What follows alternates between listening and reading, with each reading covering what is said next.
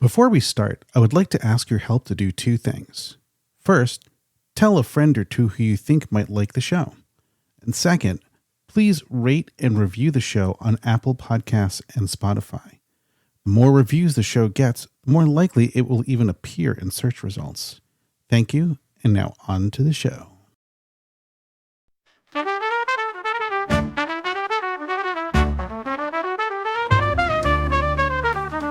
They make the trek out to Burning Man for a week and a day. After a lot of work, oh, there's a lot of play. Party, party, party, drama, drama, drama, bitch, bitch, bitch. Year after year, they come back to scratch that itch. They all say their lives have been changed. After many years, lives have been rearranged. That change is what this show is all about. You'll see the impact of Burning Man up and out. So sit back, relax, and cancel all your plans. These are the stories about the shadow of the man.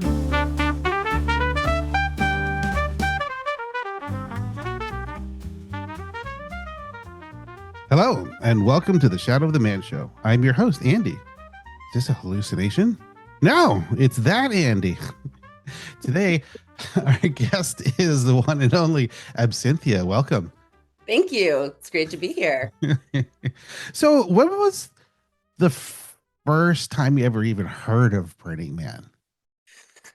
That was in the fall of 1994, back in the 1900s. Wow. Back I when there were dinosaurs and the world was in black and white. no, but there were no blinky lights yet. No, there was a lot of glow sticks. Yeah, Yeah, and right, I don't think right. people really even use glow sticks anymore, right? Like it's just moot now, No, right? it's just Moop, exactly. Yeah. So I had recently moved from New York City, which is where I'm originally from. Mm. Um, I went to NYU, I studied photography, and I got really tired of the city and had visited San Francisco as a kid and decided that I was just going to up and move there. And I was at the time, you could still rent darkroom space, Hmm. and I loved color printing.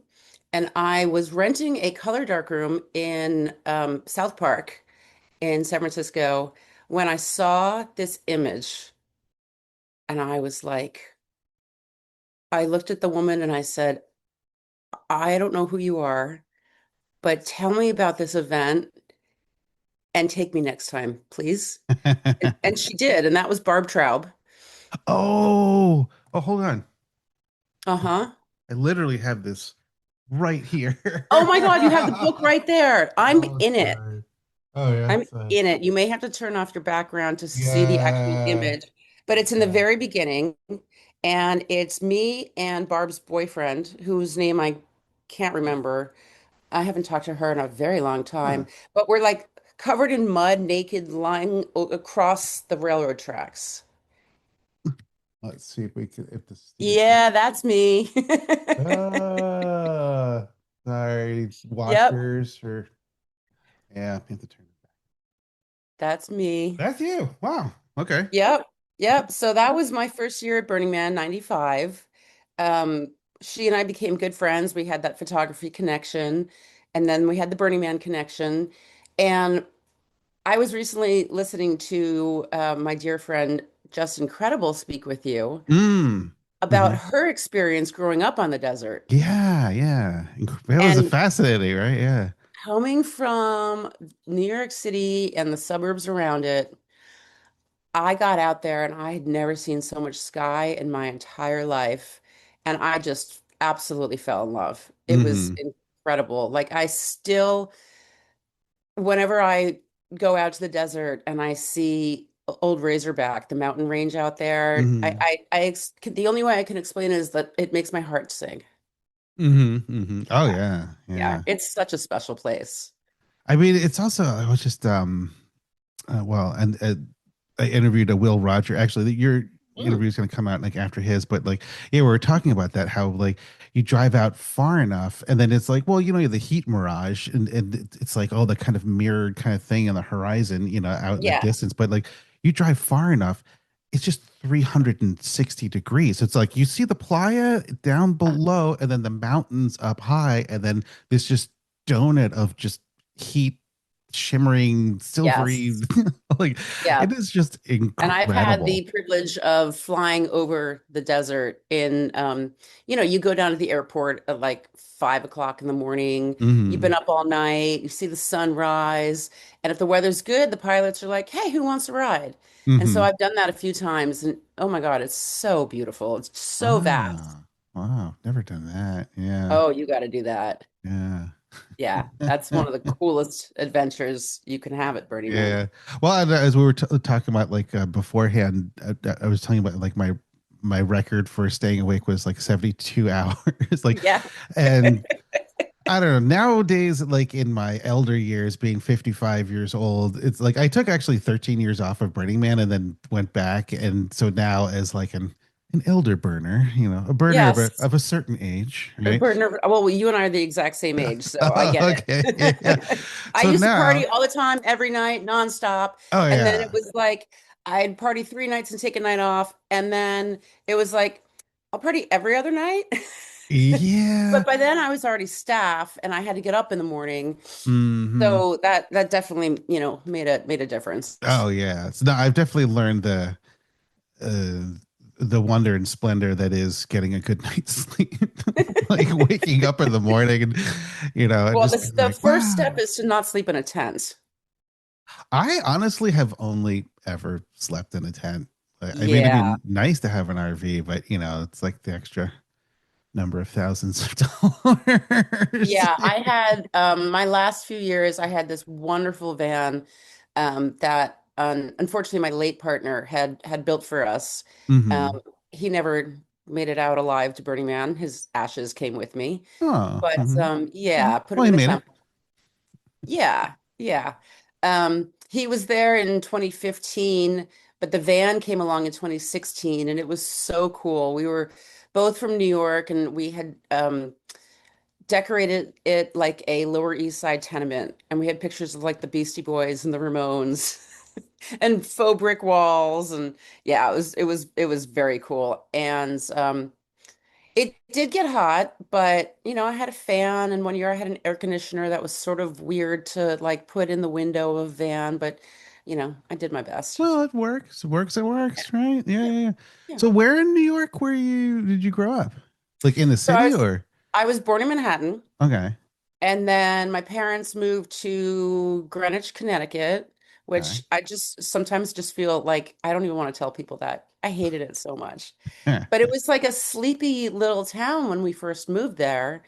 And as time went on, it became this like atrocity of wealth. Like so many places. Yeah. Yeah. And the minute I turned 18 was when I moved to New York and started going to NYU. And Ah, okay. I did visit Greenwich for some high school reunion, and I was kind of horrified. Like the old pharmacy with the soda fountain in it Hmm. was a Tiffany's. Wow. Yeah, it had Wow. changed a lot. So Wow. no need to ever Different go back there. clientele But I there. Yeah. do, I do love Manhattan. I always lived in the East Village. Um, Mm. I love visiting, but I never want to live there again. Yeah. No, I actually grew up in New Jersey, like Englewood, New Jersey, just right across Oh, the yeah, I know bridge. it. Yeah. Uh-huh. And then, yeah, I went to high school in Manhattan. I was like 83rd and Park. And yeah, I was saying when it was a little bit different, That's a but fancy like, address. yeah, yeah, it was this little Jesuit school. It was like total of 200 kids, the whole school. Like, so like, you'd have a party, like your whole class was there, like every all 50 people, Hmm. Yeah. Yeah, back in the 80s. Yep. Yeah. It Yep. Well, was yeah, funny, we are like the same age. watching, yeah, but it was funny. I was watching one of those, like, it was like those VH1 like documentaries where like, it was like, this was like the 80s or something, or like, or it was like New York City, like in the 80s. And they're like, New York City, 1980s, highest crime period in New York's history. And I was like, wait a minute. And I was like, okay, now this is all making sense. That's why all those things happen. And then just like looking back and just being like, how did I get through all that? And just like all of the Right? stupid, crazy things I did. Oh, And then also, crazy things, the clubs we went to, the walking home in the East yeah. Village in a mini skirt and a leather jacket at 4 o'clock in the morning. Yeah, yeah, oh yeah. I didn't have the mini skirt, but yeah, yeah, yeah. And then now my son, who's 18, he's like just going off to college, Hmm. right? And so it's kind of like the other end of it. I'm just kind of like, oh, don't do what I did. Exactly. You know, Exactly. They seem much younger than we felt then. yeah. Although I don't know, I think this generation they're a little more, it's I don't know, maybe like they're the Alex Keatons of the world, just see what A their little parents. bit. Yeah, a Yeah, little because you bit. have a daughter, is it, I have or two two daughters? daughters. There they are. Yeah. Yes. Haley was conceived at Burning Man Oh, in okay. walk-in camping in the honeymoon suite that someone had built. So she's now 24. I mean, she was born on May 30th, so do the math. Mm-hmm. 9 months earlier Mm-hmm. is Burning Man time. Um, I was married. Not for long though. She came along real quick. And then Alexa, who's changed her name to Pepper because I named her after a friend of mine who passed away while I was pregnant with her, a very dear friend. Mm-hmm. And Amazon kind of ruined the name Alexa, so she's now Pepper. Oh, that's right. Yeah, yeah. But Yeah. Pepper it just suits her so well. So Uh-huh. she's got a million nicknames. She'll be 21 in September. Okay, let's mess with everyone has this on playing it at their home. So, hey Alexa, like, stop that. Yeah, Well, yeah. just imagine if People we would named your other daughter She Siri. was so cool about it at first. She's such a nice girl. She was Mm-hmm. like, conversation is hard. People need an icebreaker. They can ask me to put milk on the grocery list. It's fine. And then she was like, I can't do this anymore. Yeah, yeah, yeah. I mean, I guess a close second might be Karen. Oh my God, that'd be worse. It was like, no, I was Karen before Karen became Karen, Right. you know. Yeah, Karen and Chad. Or even like in New Orleans where you were living now, Katrina, right? Oh, yeah. Oh my God. Like, time to I change was the here for the name. 20th anniversary of that. And I remember being at Burning Man. Um, Oh yeah, was that 05? no, you know what? I wasn't at Burning Man. Pepper was born the week before Katrina. And she'll be 21. She's born in, yes, 2005. Yeah. 2005, right.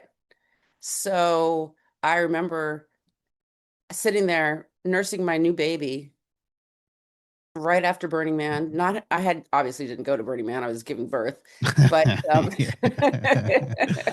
Wise. watching it on the news and just being blown away. And then hearing about what was happening with the burners and how they were all organizing to go down there and clean it up. And that was really impressive. If I didn't have babies in the house, I Well, definitely would have gone. little Yeah. busy. Yeah. A little busy, a little busy. So I took a bunch of years off from Burning Man. Um, I went every year from 95 to 2001. And then Haley was 2002. It's so weird to say. And 2003, I missed.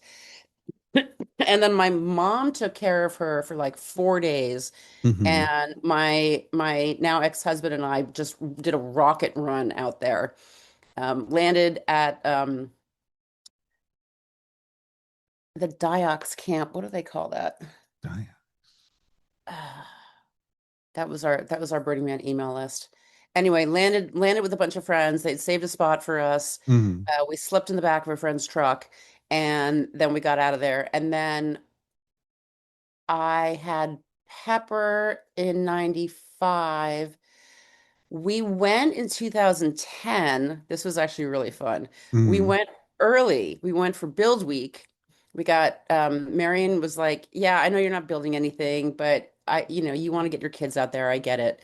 So we came for Build Week because Haley was starting kindergarten the following week. Yeah, And yeah. it was a big birthday for me. And so we rented this giant purple RV and brought a nanny with us. Um, and spend most of it in the RV watching the storms. Build week is always terrible weather, and burn week is always good weather. Usually, Yeah. right? Yeah, it's so frustrating. Lately, though, yeah, the climate change, I think it's crazy out there now. Yeah. So my first year back after the 13-year gap was 24, right? And so 24 was possibly the best weather I've ever seen it there. Okay, Like it was good. like I'm maybe like envious. mid 80s during the day, Hmm. and then like at night it was like maybe like 50s, so it was kind of like, cool enough at night so you could, have some nice costumes, and during the day it Yeah. was like, oh, it was like reasonable, Wow. and then Wow. last year everyone was like, oh, the rains, but it's like, it's not like what I heard 23 was like, where it's like raining for days and days. This was like, That was my last year. yeah, That was the mud apocalypse. yeah, Yeah. yeah. So That actually ended up being really fun if you that's what didn't pay rent. everybody says. Yeah. There were a lot of people who were panicking and, getting their cars stuck and getting out. I had I was going in to take a nap in the middle of the afternoon. I was bored out of my mind. It was so muddy. No one was doing anything. And my neighbors came by and they were like, "Hey, grab a bottle of absinthe. We're getting the DJ setting up, and we're just gonna have like, Bloody Marys and whatever happens, happens." And the entire 330 sector was at this party by dark, and it went till dawn. Wow. And I mean, it was so much fun. There was a girl running around with a spatula, like getting the mud off people's boots. Someone was giving massages. Everyone was drinking, smoking weed, dancing.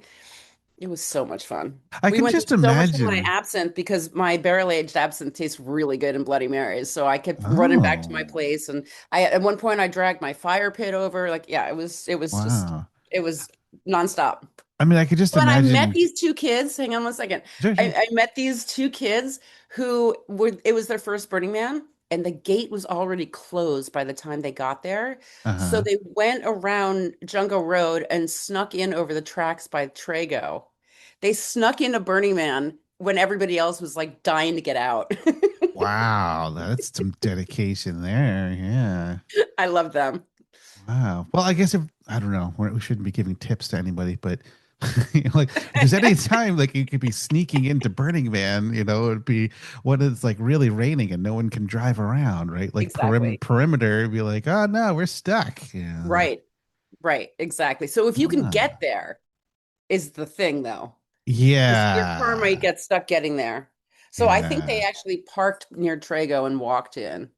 Hmm. Yeah. Maybe if you have like one And of then those ended little up at my hovercrafts. neighbor's party.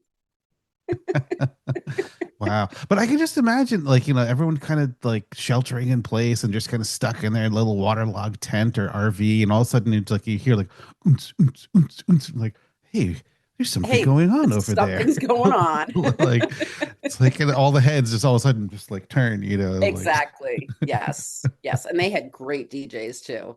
And a big circus tent. I mean, it was just perfect. it must be almost kind of like, the myth of like, or the legend, whatever, of like a stone soup, Yes. where it's just like one person comes and another person comes and so, oh, I have this, and then you bring that, and all of a sudden it's like, oh my God, this is like the biggest party on the block. I have a great story that I haven't thought about in so long. So I was part of Cyberbus. Oh yeah. Well, again, tell the viewers what the Cyberbus cyberbus was. was in the Yeah. late 90s. For people who don't know it, it was this uh, school bus painted bright silver with www.cyberbus.com on the side. And you have to remember the time when I tell you this story because it sounds so archaic. But Cyber Sam It was his bus.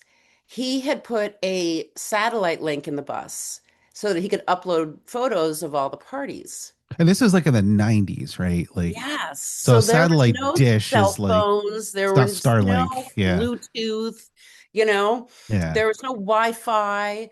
Um, so he had followers around the world who were watching and waiting to see parties and photos.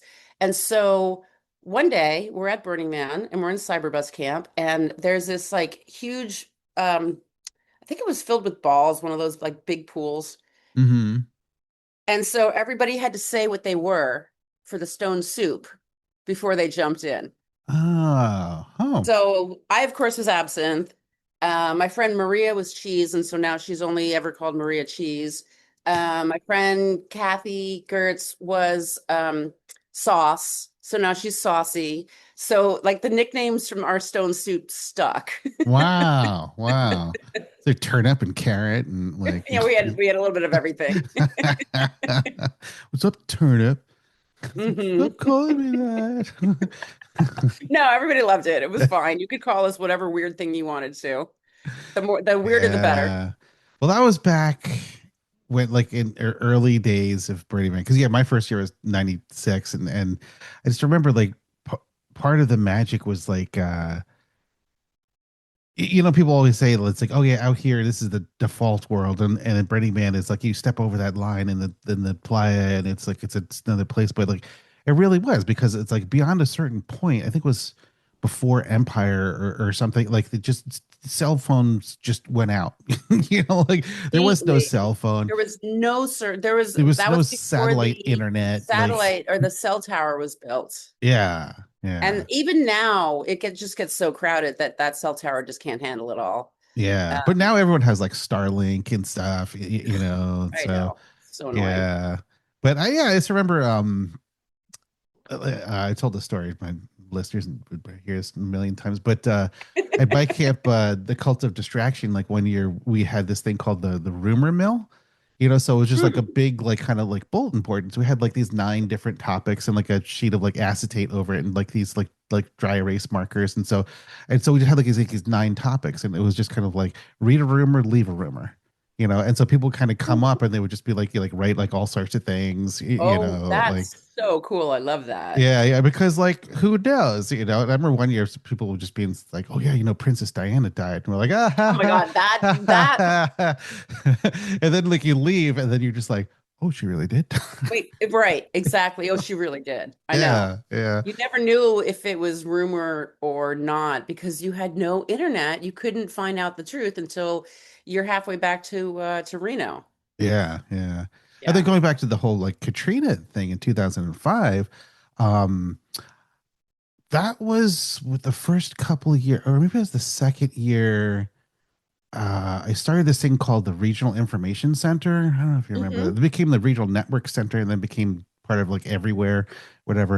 And Yeah, I do. so, I vaguely remember that. Yeah. yeah. So I think it was like in Center Camp. So 2005 was in Center Camp. I think it was next to like Media Mecca or something like that.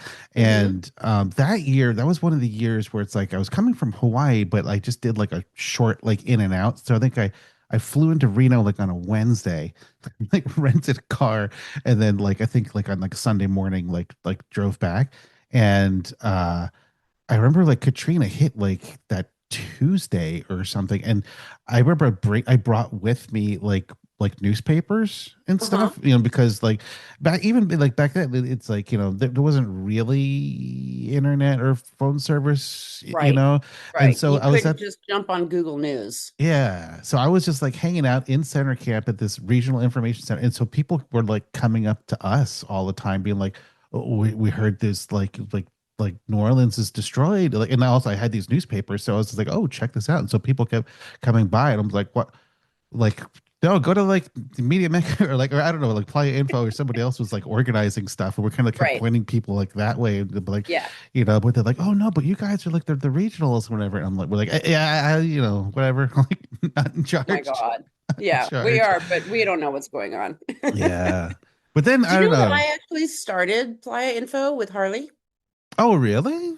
Hmm. Oh, Yeah. wow. Wait. Yeah. Was that because I remember, God, there was a story of like '96 where there was some sort of like information or like bulletin The board where bulletin people, board yeah, that they wanted to like that burn Jim Mason down. burned down. Yeah, and she like stood in front of it and be like, "You're not Harley burning." was trying to defend it. I know that story. So yeah, so the following year, um, I'll never forget, I was at a party in San Francisco. I had just broken up with Paul Addis. Oh, wow. Yes, For the and listeners and viewers, like he's the one who burnt the man early. he is. Mm-hmm. Yes. Tragically. With that fabulous mugshot. That's definitely one for the history books. Oh yeah, Yes. yeah. Yes. Cyber Satan was his cyberbus name. Okay. Anyway, so Harley came up to me at this party and said, I hear you broke up with Paul. I'm thrilled. Will you work with me? Okay. I've always wanted you to work with me, but I wouldn't do it with Paul as your boyfriend because he's crazy. And I was like, that's fair. Sure. And Reasonable. yes. And yes. So I um recorded the first voicemail for Burning Man's phone number, Uh-huh. even before they had offices, but when we Mm-hmm. were still meeting at Will and Crimson's house in West Oakland. Uh-huh. And um, then I started answering questions at burningman.com, and my job title was misinformation. I love it. And then we decided to found a place where people could come. Like, let's take questions at Burning Man and make it real, make it something on the Playa in Center Camp. Mm-hmm. And Yeah. so at first, it was just a little pop-up tent and some couches we had found on the streets of San Francisco. And someone had left like a lawnmower, like an old-fashioned push lawnmower with no engine in front of the tent. And so when people asked me like questions that I thought were really dumb, I told them to go mow the playa and think about their question and come back and ask a different one. Come mow the playa. I love that. But Yeah. generally, we were very helpful. We had Nambla the clown as one of our volunteers. Oh my God, he was fabulous. He was, if you have you ever seen pictures of the guy in clown with the candle melting on top of his head? I think so. Yeah. Yeah. That, Yeah. So he was a very dear friend of mine. We have not stayed in touch, but um, he wore a suit and clown makeup to work at mm-hmm.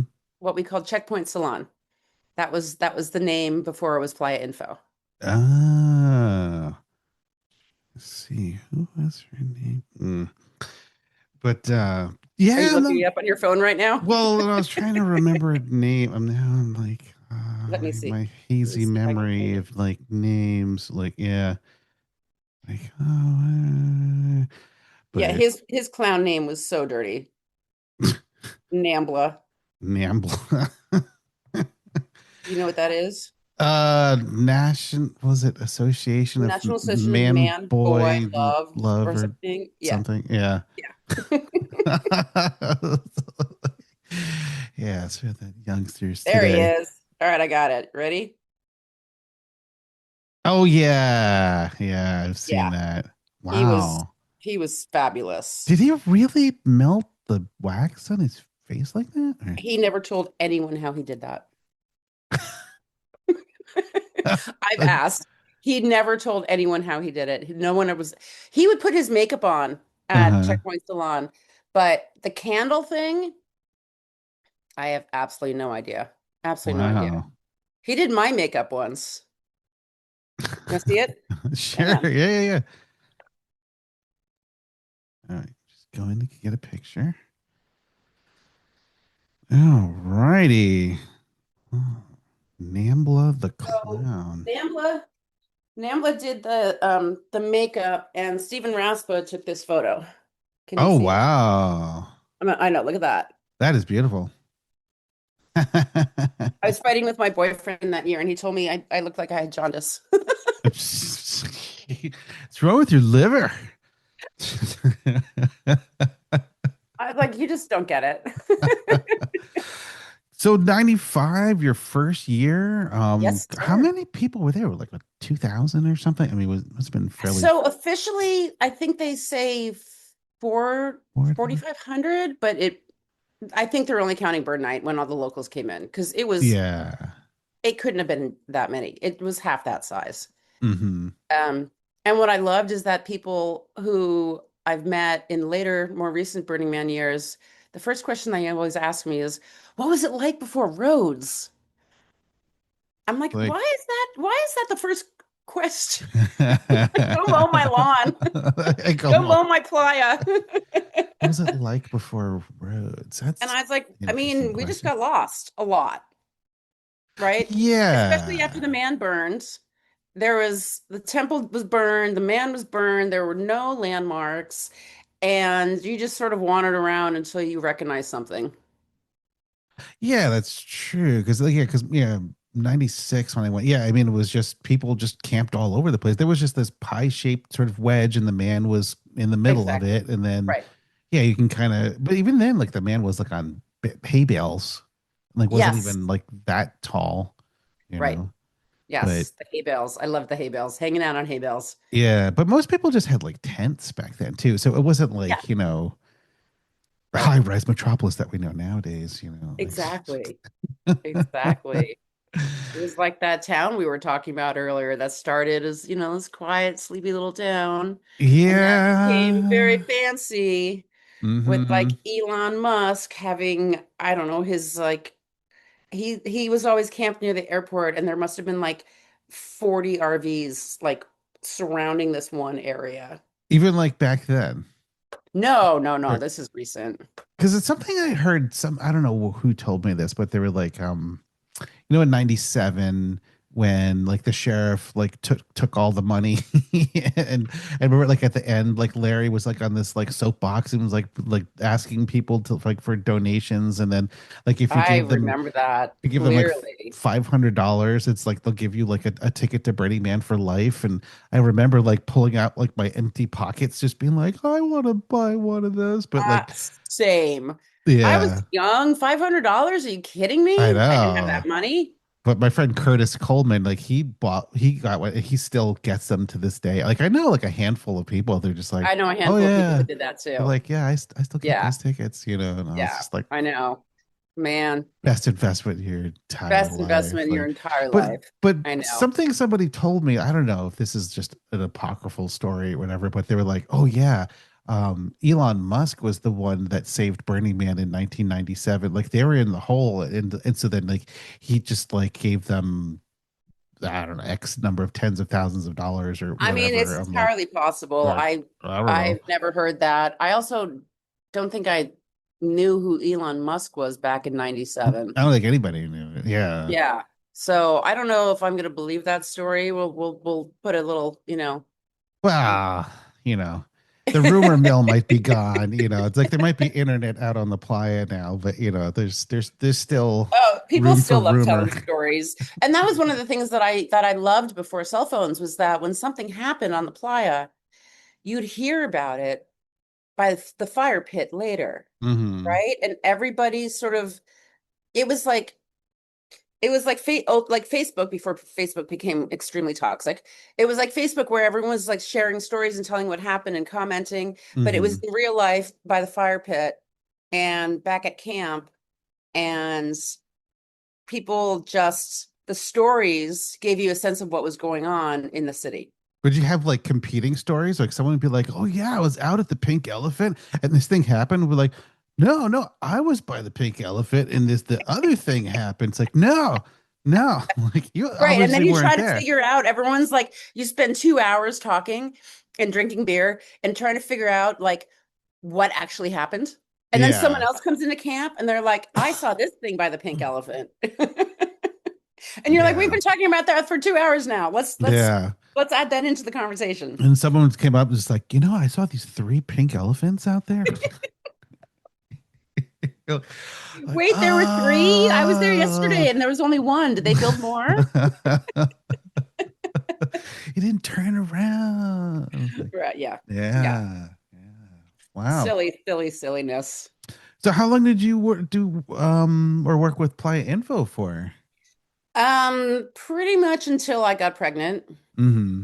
So there was several years in there. And then yeah, I just got really busy with kids. Um, took the kids in 2010 and then started going back right around the time that I left my husband in 2012. And went every year. I did not go during the pandemic, but went every year. There was a Burning Man until Mudpocalypse, which you said was 23, I think. 23. Yeah. Yeah, that sounds about right. Yeah. Because I think 22 was like the hot year. Yeah, oh Everybody's my so God. yeah. Oh, it was awful. It was like New Orleans weather. It was humid was the thing. Humid? Which Really? is so yeah, it was humid. It was Ugh, terrible. doesn't sound good. Yeah, yeah. Like I can deal with the heat, As long as it's dry, like the yeah. dry heat, right? Exactly. The humidity here. I just keep like in New Orleans or at Burning Man that year. I just keep telling myself like it's really good for my skin and my curls, and then I sit inside. I look at my backyard and I'm like, "Ugh." Well, you must have a similar experience to me, like when going to the play, because I live in Hawaii, you live in New Orleans. It's, Mhm. it's basically kind of sea level, maybe within 100 feet of sea So level, I've whatever. never. Like, Once I moved to New Orleans, I stopped going to Burning Man. I haven't oh, been back. So I've only ever gone as a resident of San Francisco or Oakland. oh, well, that's almost sea level too. It's Yeah, like, but totally. you go to like, I mean, And the all of a Black sudden Rock you're at Desert's like, 5,000 feet. yeah, and it's super Yeah, dry, right, you know, right. so it takes a couple of days, even sober, even sober, Yeah, like to get like acclimated. But right, it's like if you hit the right. ground like with a bottle of tequila, it's like might take a little bit longer. Yes, absolutely. Well, Yeah. I am lucky in that I am so I'm an Ashkenazi Jew, which Mm-hmm. means that, my ancestors originally came from Israel and then one generation mixed with the Mediterraneans. Mm-hmm. And so I get out into that desert and I feel fine. The altitude takes me a day, Mm-hmm. Yeah. but I I just love being out in the heat. I don't burn. I just get golden, you know, and it just makes me happy, and I love the warm nights. Like living in San Francisco and Oakland for 30 years. The one thing I missed from where I grew up was, being able to run around in the same sundress at 3 a.m. that you were wearing at 3 p.m. Mm. Obviously, you can do that here in New Orleans too. Yeah, Can't do yeah. that in San Francisco. Yeah, I just remember I have memories of living there. Like it'd be like a Saturday morning, we'd like wake up and it'd be like just a bright blue sky, be like a beautiful day with the shorts, t-shirts, like let's go out and wander. We lived like Noe Valley. Like actually it Uh-huh. was the top of the hill of like God, what was it, 22nd Clipper. and Castro? Oh, okay, yeah. So yeah, so like right on the top of the hill between the Castro and like Noe Valley, and Yeah, and it's so we nice up would there. just my wife and I would just put on shorts and t-shirts and we would just wander, and we'd and be Yeah. out, and then roughly around 2, 3 o'clock or something, it's you'd notice like, well, the sky is like still blue, but then you look towards the west and you're just like, it's kind of a shadow over there. It's like just the fog, like Uh-huh. rolling, and we'd be like, oh no, and then we would just like be like running to like get back, Yeah, because like yeah, here it we're comes. like here it Here it comes, comes. like The blob of fog is coming. yeah, and then as soon as it hits, you're like the temperature drops, and you're like, oh, now I'm freezing cold, like. Yeah, yeah. Yeah. I remember I used to work in Palo Alto, and I'd take the Caltrain, and so it would be like bright and sunny, and you'd be on the train and go, and you'd just be looking out the window, you'd see this gigantic bank of fog, and then Mhm. as the train kind of like enters the fog, it's like the whole thing was like, you know, like, and You're in then a new reality now. yeah, yeah, Yeah, yeah. yeah. Well, no fog on the playa though. No. Well, sometimes. I mean, you never know. It's not really fog. It's whiteouts. Yeah, yeah, I could deal with that with the good goggles and a respirator. It's Right. actually Or kind of fun. finding a friend with an RV and just partying inside the RV till it's all over. Those are actually Hmm. some of my favorite memories. Yeah, yeah, yeah. I remember one year like trying to leave, and there was like some nasty accident on 447, and I don't know. We Oof. were like 3 or 4 cars from the entrance, and it was just closed. And so we're like, well, I guess we're not leaving. So we just kind of turned around and went to like a friend's camp, There you go. and then Perfect. we're just like, oh, we'll just leave the next morning. And I remember just like sleeping on, and it was like some dust storm that came through, and I just remember like waking up in the morning and then just having like a half inch of dust just like all over me, and just being like, oh, Uh-huh. Yeah. Yeah, it's hard to turn around once you're in Exodus because everything's packed.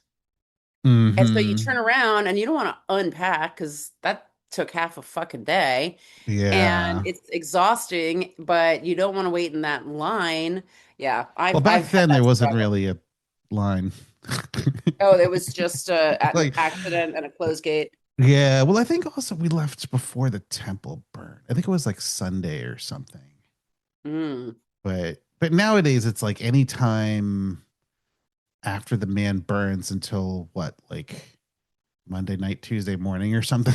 It actually You starts know? before the man burns. People try to race out of there. Wow. I don't know, it's crazy. Yeah, the last year me and my brother went, and we finally fulfilled one of our lifetime goals. So we Which left was what? Saturday morning. we were like, we just packed up and just left. And there You're was like, just, I've seen that man burn. The man will burn oh without yeah. me. Honestly, I haven't watched the man burn out like on the playa.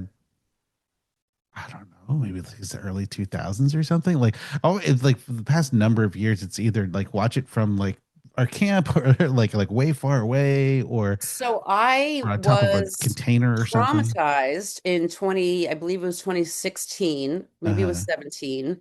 I now will not watch the man burn on the inside, the Playa side of Esplanade. There's an Uh-huh. Esplanade here in New Orleans, and so it's Ah, okay. yeah, confused my brain. But anyway, I had gotten inner perimeter passes from Marion in Mm-hmm.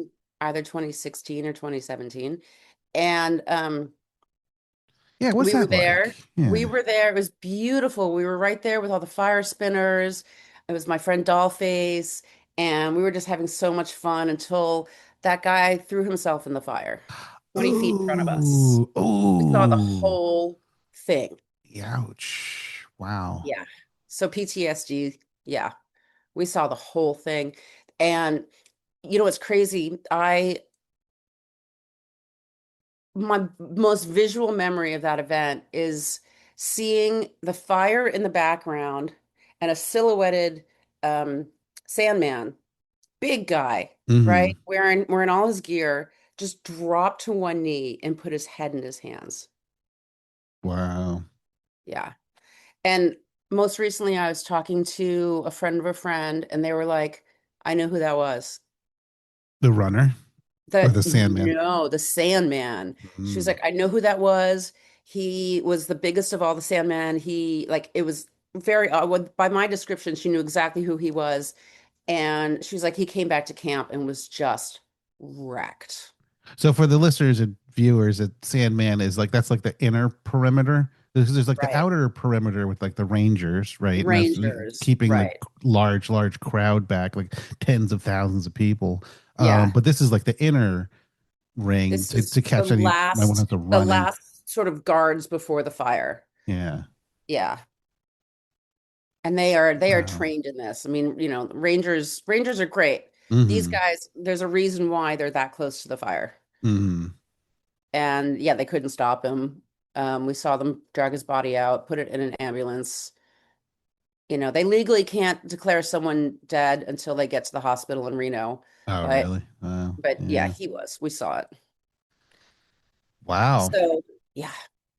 So then we're walking back to camp. I was working with Arctica. I was a shift lead at the time, and we cut through first camp and saw Larry sitting alone by the fire. And Mm-hmm. Larry and I mean, when you and I first started going, it was so small. Mm-hmm. Everybody knew everybody, right? Mm-hmm. So I don't feel like I'm name dropping, right? We met everyone in Mm-hmm. the early days. Everybody knew everybody, and then I became staff. So Larry's sitting there, and one of the biggest fans of my absinthe in the world. And I'm like, Larry, what are you doing? He's like, I'm just hanging out. Crimson just ran off. I don't know what's going on. And I was like, so I ended up being the one to tell Larry Harvey Oh, really? that a man had thrown himself in the fire. And he Ooh, was like, that explains why Crimson took off at the speed she did. wow.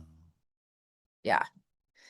So I get back to camp and I curl up in my van, and then my campmates come knocking on my door, and I'm like, go away. And they're like, no, get out here. Mm-hmm. We need to hug you. You need to talk about it. You need to decompress. We're not letting you hide, which was so, just so amazing. And during those years, Marion and I had built a little pop-up just across the street from like more like next door to Media Mecca, I would Mm-hmm. say, on what we call Route 66. Yeah, yeah, yeah. And it was this green little pop-up booth that I knew where the key was. And so every year I would go after the man burns, open it up, and serve absinthe to everybody. And Okay. I served Sergey from Google. I Mm-hmm. served Chip Connolly. Um I served this senator who was actually hitting on me, and I realized later I looked him up. He was the one that went missing, and his they found him Oh, on a he went to beach in Rio. Argentina, Yes, but or with no, a girl. oh no, he was hiking the Appalachian Trail, but he was really in Argentina or something. Like, Right. Yes, on the uh, beach with the topless girl. Yes. it's like no, he was really at Burning Man drinking absinthe with Absinthia. Yeah, I track the weirdos. Let's just say that. Wow, wow, that's Yeah. incredible. So the night that that happens, the man in the fire, um, oh my God, I'm getting like choked up talking about it. I ended up going over to the absinthe bar and open it up, and I did not put on a fancy outfit. I just, whatever I was wearing at the burn was what I was wearing. And I sat there and served people, and um Marnie Benson came up, and she works with Burning Man's legal team, and she had been in meetings for hours. And she sat Wow. down, and the two of us just talked about our night and what we'd been through. And it was healing.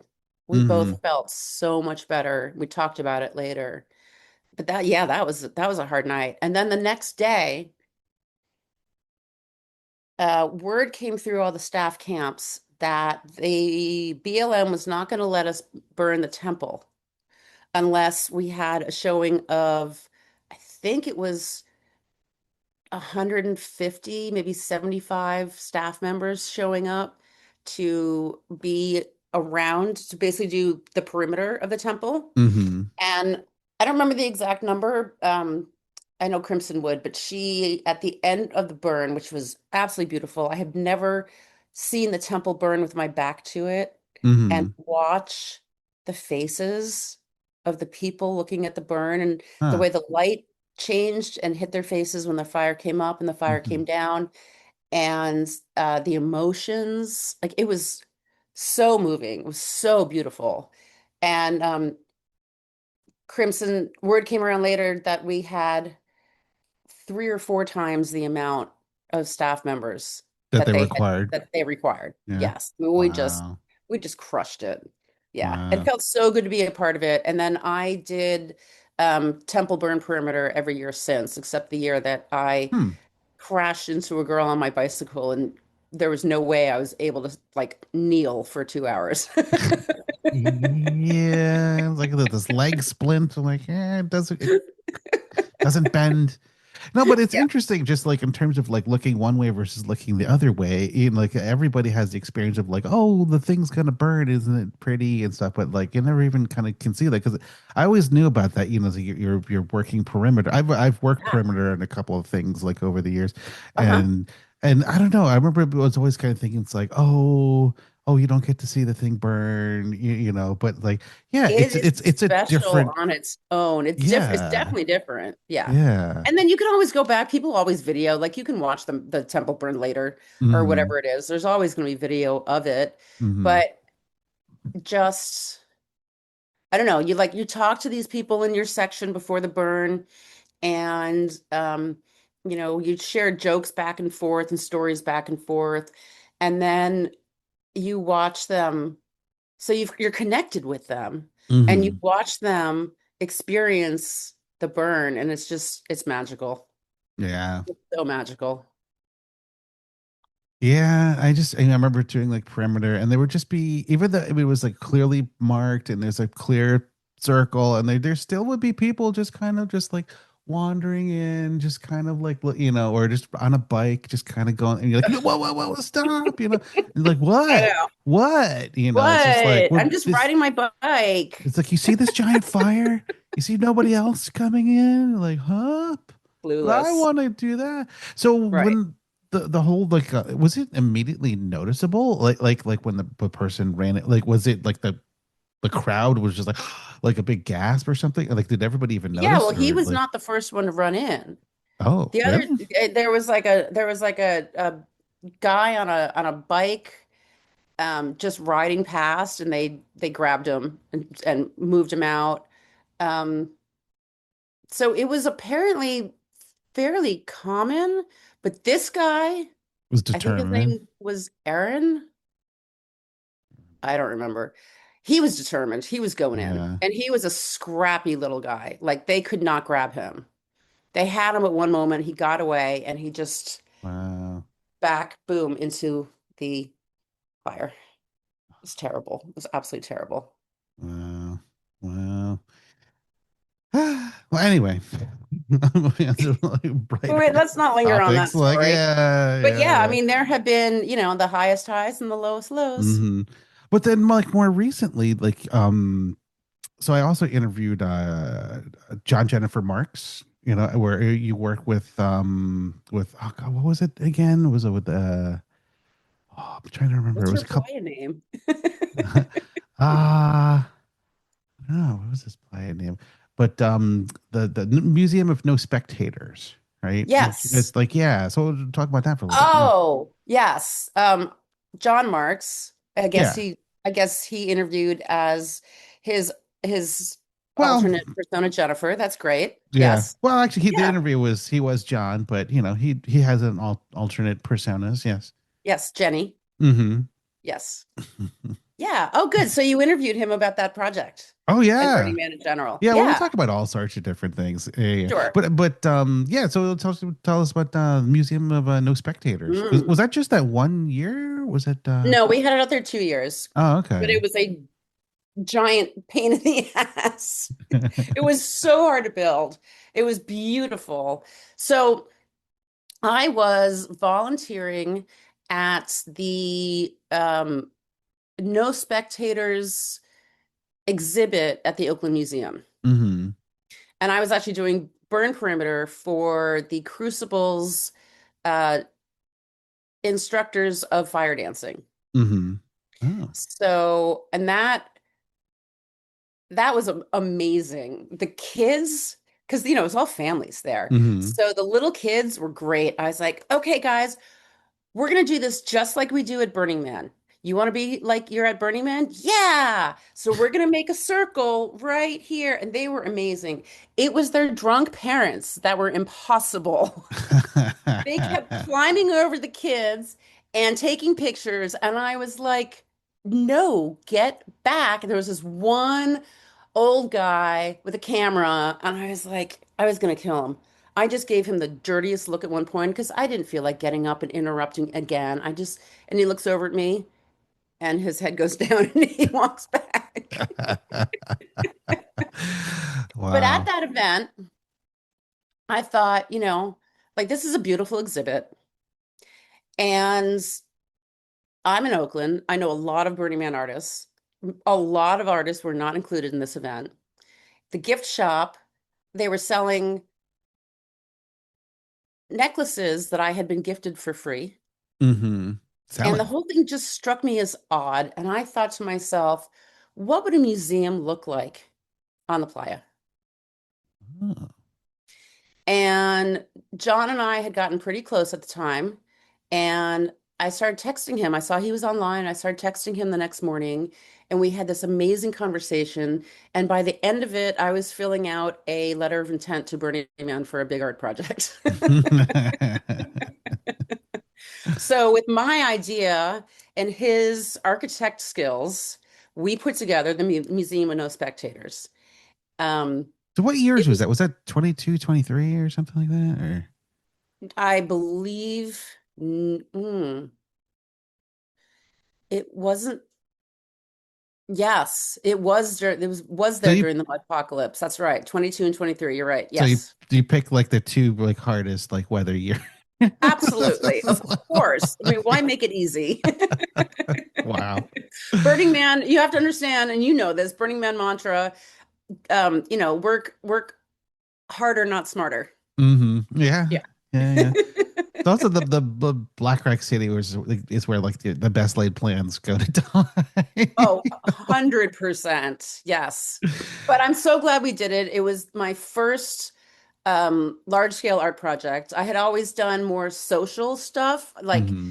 shift lead at Arctica, and I worked a year or two at Media Mecca, and I did the information booth. So this was my first time actually being part of a big build, which was something that it was on my bucket list. I really wanted to do this. And I went from being staff to artist, and that is Burning Man treats you very differently, Hmm. very differently. Staff get so much. Artists, not really. I'll be diplomatic and say that, the artists don't really get much from Burning Man. Yeah, yeah. I mean, there's honorarium, right? Like, so some people get money, right? And then there's like art support services, right? Yeah, but even honorariums are not 100%. Well, They're no, a lot less. You still yeah, have they're to, sell your home and live in a cardboard box to fund your art project. yeah. I think it's kind of meant that way, right? So like they want people to kind of like work for it, right? Like, Yeah, exactly. Exactly. So I've also been involved with a bunch of like helping art projects with Kickstarters and Indiegogos and stuff like that. Which was mhm. I always loved doing that. Um, So what did people do at the Museum of No Spectators? Like, so okay, what art did so you have on the you walls? Yeah. entered through the gifting shop where we had stickers and necklaces, and you could leave a gift, you could take a gift, you could Ah, make a gift. We had paint and markers and stuff. You could make a gift. I like that. And Yeah. then you walk, so the way the building was set up was that there was a straight line through, open at the front. At the back was a stage, and you Hmm. could set up. We had a sound system you could plug in, and you could perform on that stage. You could do whatever you want on that stage. We had poetry readings, we had a DJ, we had a musician just like strumming the guitar. Um, and then off of that straight corridor, there were three triangular rooms Hmm. where we each room had a different theme. And John Marks was involved with the San Francisco Art Institute. And Hmm. so he had brought out some artists who hung work, had never been to Burning Man before. We invited other people to bring work, make work. Um, it was incredible. Yeah, it was beautiful. It was Think it you'll was ever do that again or have I don't to? know if I'll ever go to Burning Man again. Well, I never have, say never. I'm 55. I've got Mardi Gras. Mardi Gras is like I call it Burning Man for grown-ups because it's wild and crazy and costumey, and you can go home and take a shower and sleep in your own bed. Hmm. Hmm. Yeah. I mean, like I said, like I took 13 years off. Like I think I'd been attempting to retire from my regional contact role and like put because my son was born in 2008, and then at every single point like after that I was like, okay, I need to take a break. I need to move on. And then it took me Mhm. 4 years to finally just be like, okay, I'm out. Right. I'm done. And then I kind Right. of just cut the cord. Like I didn't even like follow anything on social media or like on internet for like Yeah, that's 10 sort of where I'm years, at. like, yeah. Right. But then it kind of creeps back and you have friends and be like, oh, hey. And then you see story and you kind of like wistfully think like, oh, and then time goes by. And then it was kind of like, well, they get invitations it's like, oh, and also I have a whole range of friends that stopped going at the same time. And so I Uh-huh. remember like kind of getting together with them and over some beers or whatever. Like one of the Yeah. favorite topics is always kind of like, well, if we ever went back, it's like, how would you do it? It's like, well, I don't want to go back. I don't want to go back. I don't want to go. But if you did, how would you do it? Yeah. If I went So, back, I would want to like go to a camp with those fancy composting toilets and a nice kitchen and stay in an RV. I just want to be a princess once at Burning Man because I have worked my ass off for Burning Man for decades. mm-hmm, Yeah. But mm-hmm, I mean, it really did change the course of my life. I started as a shy photographer, mm-hmm, and a lot of my art now, my photographs now, I've donated to the Nevada Art Museum. mm-hmm, Part of the reason for that was I just didn't want to haul it around anymore because I move a lot. Um, mm-hmm, so they have that, and then it got me. The first thing it did was it got me out of my shell, and mm-hmm, I learned how to almost just to be an extrovert, mm-hmm. right? So like my personality changed. So you're more of an introvert before that, No, too or? more of an extrovert. I became like more confident Mm-hmm, and stronger and found my voice. mm-hmm, I mean, I was 25 at my first burn. I was really young. So I turned 25 at my first burn. mm-hmm. Yeah. Yeah. Yeah, I was like Um, 26. and so Yeah. I became a more outgoing, I learned how to be silly. And then after my second burn, I was back in San Francisco and I was invited to a Cacophony Society event. Mm-hmm. And it was a Proust Wake by Miss P. Mm-hmm. And there was a coffin with a life-size cake of Marcel Proust and poetry readings and people crying over the coffin and a beautiful crystal bowl of this green liquid that they called absinthe. This was in November of 96, and I was terrified of it. And I kept like walking up to it and walking away and walking up to it and walking away. And Well, finally, I got my well, nerve you up. had heard of absinthe before that, like, No, I mean, the word was sort of familiar, but I wasn't certain. And someone told me it was illegal and that I would hallucinate and see little green fairies. And I was like, all right, let's try this. And I loved it. I absolutely loved it. In addition to photography, I studied art history at NYU, and so it was really the art history that got me into that was my rabbit hole for absinthe. And then ah, I got in touch with Tom Shaft, who made that absinthe and got the recipe for him. And that's how I got my start making absinthe.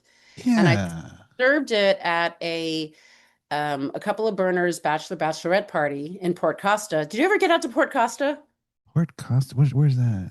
So it's on the Delta, and it's Oh, I've heard of this. yeah, at the Yeah. time, so I believe the hotel's still there, but at the time it was unrenovated. Uh, It was ancient. The all the rooms had names of the girls who had worked there. And then across the street was a restaurant with like a 9.99 steak dinner. And we threw some wild, wild parties out there. huh. So I brought my first, it was a Victorian themed um, party. So I was wearing this beautiful green beaded dress that I had rented from the ACT costume rental department. And I'm walking in with these neon green food coloring colored bottles of absinthe made with Everclear. Um, that was the recipe. And Hernan Cortez started calling me Absinthia, and by the next day, everyone was like, that is her name. No one may ever call her anything else." And so I became Absinthia, and that was I didn't realize it, but that was 10 years before absinthe became legal, which by 2007 I was already bootlegging and, Hmm. using my absinthe to help Burning Man at fundraisers and giving it out, serving it at media mecca parties. And it became legal, and I launched a business around it. So that early experience through the Cacophony Society and Burning Man essentially created my career and my passion. Wow. Yeah. Yeah, because I mean, yeah, I remember those days because I remember like first hearing about absinthe and like, oh yeah, there's a, it's like hallucinogenic or whatever. But yeah, but then Right. hearing about it's like, oh no, it's illegal. But then, they're like, well, no, you can get absinthe here, but it's not doesn't have wormwood or something, or it's like, oh, it's just like alcoholic. But then, yeah, then like I interviewed like Miss P, and then like reading some like the Cacophony Society books and talking about how they were Uh-huh. like making their own absinthe and like I think it was like the plants that they grew wormwood or something. I can't remember like the process, but I was just like, oh, like, Well, do you want to cooking hear this up at my home. early day process? Sure, yeah, yeah. So we used to go, my community and I used to go to a place called Camp and Sons, up in Willits, California. It's a few Mm-hmm. hours drive. It was a beautiful, steep hill with a gorgeous garden, and we would just, camp out and party all weekends. And I became close with Jane Camp, Mm-hmm. one of the owners, and she was the one who built that incredible garden, and so she started growing the herbs for me. Mm. She was growing wormwood and anise and fennel. And I took those herbs home with me when we were, go to campouts when it was ready to harvest. And I learned how to make tinctures.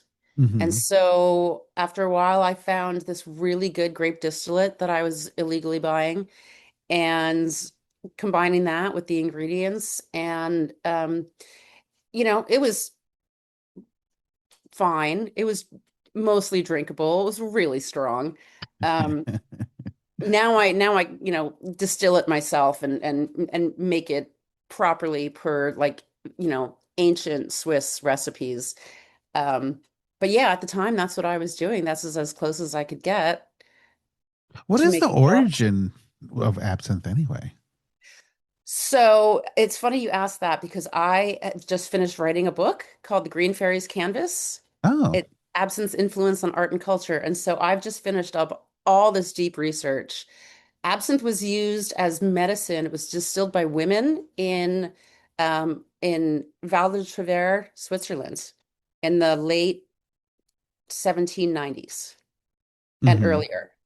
And a man named Major Dubaid purchased the recipe from them, and his son-in-law was Henri Pernod.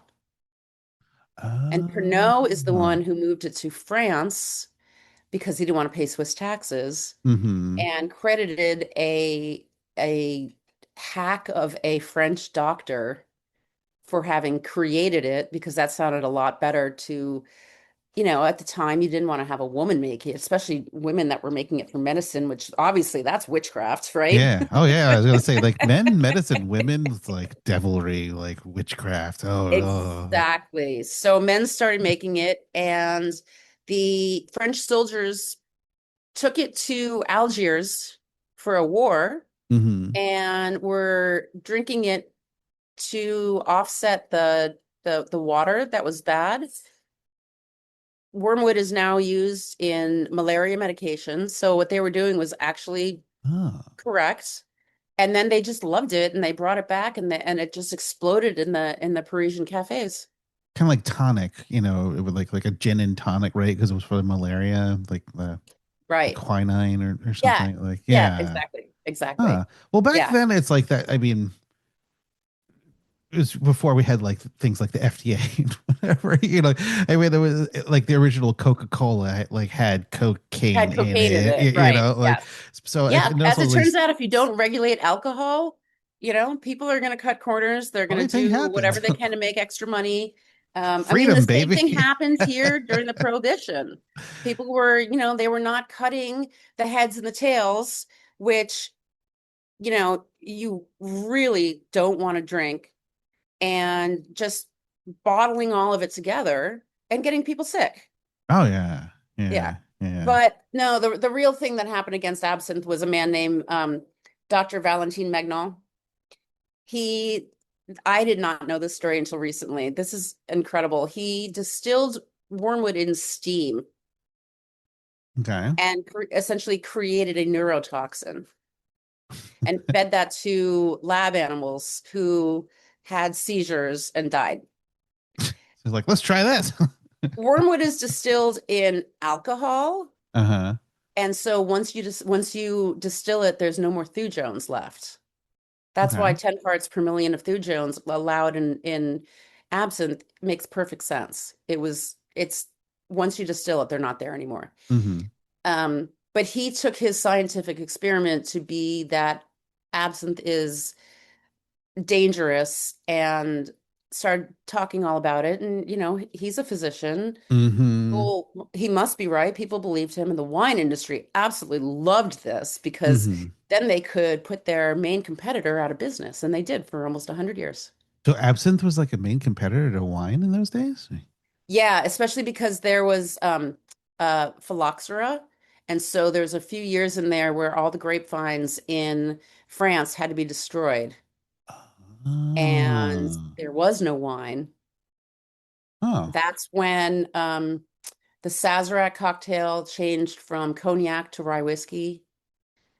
That's when absinthe started being made with other things other than grape distillate. I use the grape distillate because I just think it tastes the best. Mm-hmm. Hmm. Um, but people started using beet alcohol and potatoes and grains and whatever to make Hmm. absinthe. Wow. Yeah, So it sounds like the in Burning Man had quite the impact in your life. You're saying like it really did. It really did. I mean, for a long time, all my friends were burners, only mm-hmm. burners. Um, I mean, I still have a lot of burner friends. I still keep in touch with a lot of old friends, but I'm not in the Bay Area anymore. So it's different. Mm-hmm. Burning Man is it's not a thing at all in New Orleans. We have parades and parties almost every day here. Well, is there a regional community there? I remember from There Anthony. is, and Yeah. I have not yet gotten into it, and I keep telling myself I'm going to. Mm-hmm. I got other stuff going.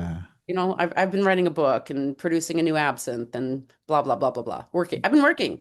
And I Yeah. also work at an absinthe bar in the French Quarter 3 nights a week. So I've had a lot going on here. Yeah. I absolutely love it. I could not be happier. Yeah. Also, I think, there's definitely like a life cycle for burners too. I mean, out of it's something like over 1 million people now who've either been to Black Rock City or like the Wow. various regional events. Like, but I think of large number of them have just gone like once. It's kind of like it's like, oh, Sure. bucket list, and then they don't like. And they've had, yeah. Yeah, I mean, as you Then the go rest of up. us, like we go and we can't stop going until we graduate Burning Man. Yeah, yeah, yeah. Well, I have to get you. Well, the T-shirt I'm wearing. I have to get you one of these, Let's but see. well, Uh-huh. this is the sticker. Nice. Nice. I have a pile of Burning Man Graduated. necklaces over in the corner that caused the jewelry rack to fall off the wall. So one of my projects today, I've got a new rack and I'm going to reassemble all these necklaces that are now Hmm. in knots and put them back on the wall. Yeah. Yeah. But anyway, Yeah. going back to like the life cycle of the burner, it like Yeah. yeah, so some of them just one and done. Some people like, I went 3 times and then but didn't really like get involved. They didn't volunteer or start a theme camp or do any art. And they're just kind of like after Right. 3 years, you're kind of like, been there, done that. Been there, done that. I you don't know? need to go out and camp in the heat and go Yeah. to And woods. then there's the rest of us, like just Yes. keep going and go. But you got to get like involved and do something. But then, Yeah. in terms of like the life cycle of the burner, like, I don't know, like some people get married, some people have kids, and then like life Yeah. intrudes, and it's Right. like you need Right. to, but then now I'm kind of experiencing like the tail end of the, or like a further down the cycle where I'm just kind of like, oh, okay, well now my kid's 18 and going off to college and the nest is emptying and it's kind Right. of like Burning Man is like kind of calling like, hey Andy, hey Andy, like, hey, Yeah. I remember you, Yeah. So So I've been I like was dipping my able to go toe back in the back. water. Yeah. I was able to go back when my kids were little because I got divorced Mm-hmm. and I had it written in my divorce agreement that I would have the week of my birthday off every year. Mm-hmm. My birthday is at the end of August. Ah, you and Andy Uh-huh. Grace. Yeah, yeah. Yes, Yeah. yes. She's just a couple days after me. Yeah. I'm the same day as Jerry James and Oh, Barb Traub. really? Barb Traub and I have the same birthday. Yeah. Wow. Yeah. You still keep in touch with her? Or? No, I haven't talked to her in years. Yeah, I'd love to interview her one of these Yeah, if you can days. find Yeah. her, she's Yeah. great. Yeah. Yeah. But she's 10 years older than me. Jerry James is a little older than that. But yeah, we're birthday triplets. Oh, wow. Along with Pee Wee, Paul Anyway. Rubin. Paul Oh, Rubin I was like, has really? the same birthday as me. Oh, I was gonna say, did he go to Burning Man too? Oh my God, that would have been hilarious. I don't think anyone would believe it. It's like you're not really like it's like Oh, I don't know. I mean, haven't you met celebrities at Burning Man? They're everywhere. yeah, but no, that would be kind of a Burning Man like thing. It would just be it's like, oh, you're just pretending to be him. Like, yeah, that's my like Playa outfit. Like, yeah, that's Right, right. Like, I'm not right. really him. Like, Yeah, yeah. I've seen videos of Katy Perry at Burning Man completely covered up from head to toe. You would never know who she is. hmm, really? So, some people go out there and they don't give a fuck. And some people go out there and they hide who they are. Mm-hmm. And that's Mm-hmm. fine. Like, I don't know how I would behave if I was a celebrity. I think I might just want to be like low key and have a good Yeah. time and not be like gawked at. I mean, I heard like Larry always had like got like put on disguises and went out and sometimes he did, some yes. yeah. Yeah. And when he wasn't wearing his hat, it took me a while to recognize him. He'd come up and start talking to me and be like, "Oh my God, you're Larry." He's like, "I know, I'm not wearing my hat." Well, he also had that baseball hat too. It wasn't just the Stetson. He did have the baseball cap. Yes. Yeah. Yes. Yeah. And then he Yeah. got his teeth fixed. Yeah. People are like, you're Yeah. not really Larry Harvey. Show me your teeth. Yeah. Like, There is a story that um his assistant, oh my God, what is her name? After his stroke, when he was in the hospital, mm-hmm. her name is going to come to me, I swear. She put absinthe on his lips. Uh-huh. He hadn't been conscious in days. And he had like this physiological response. Everyone who was Really? there told me that his like eyes opened and he almost sat up a little bit. And it Really? was like the last physical response to anything before he passed. Really? Yeah. Yeah. Oh, that That was what man loved his absinthe. and cigarettes. Oh, nonstop.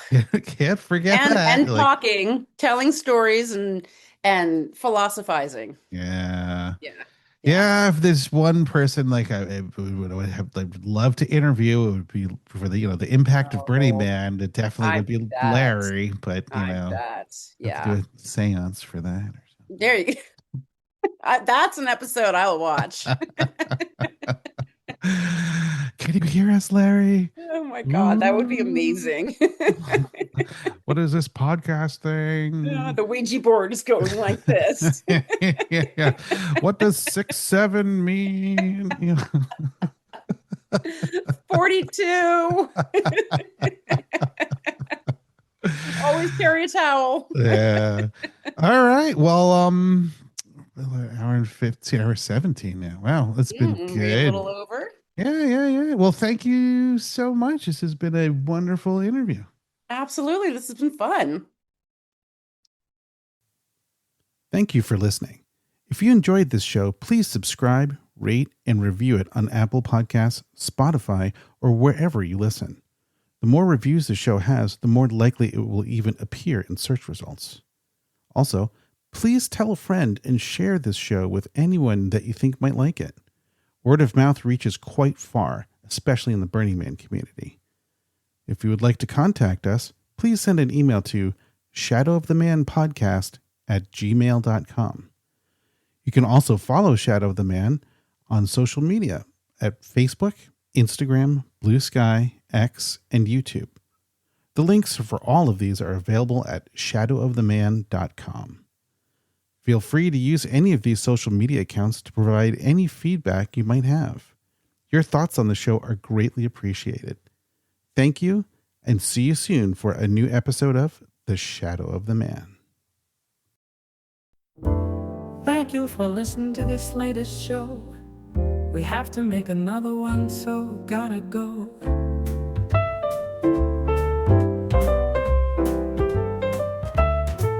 Don't worry, for next month we already have one in the can. Very soon you'll be listening to a new Shadow of the Man.